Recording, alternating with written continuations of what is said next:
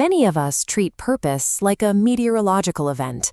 We wait for a sudden, singular strike of inspiration to clarify everything at once. When that moment doesn't arrive, we stall.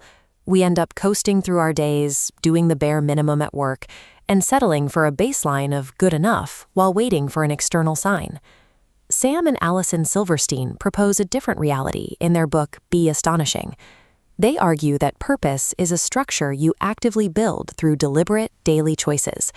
This process operates from the inside out, moving through several layers like an expanding radius. The journey begins with a quiet internal spark.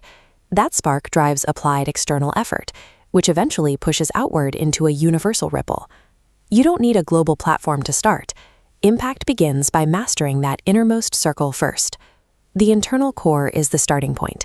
Igniting this inner engine requires identifying the intersection of three specific personal traits. This intersection occurs when you align what you value, what you are genuinely curious about, and what you are actually willing to work for. Melanie Perkins, the co-founder of Canva, provides a clear example of this internal alignment. Perkins combined commercial ambition with a frustration regarding traditional design tools, anchoring the platform to a commitment to do something meaningful. Canva integrates this purpose into their operations by funding global reforestation efforts and adopting sustainable practices as a core part of their business model. Passion develops through the deliberate alignment of daily productivity with a purposeful goal. Once you identify that spark, you move into the second radius, execution. Keeping that energy alive requires a free mindset. A free mindset is the habit of rejecting established assumptions. While others accept things as they are, you ask, why is it like this, and what else could be true? This mindset drove Charlie Jeffers to create Pass the Bricks.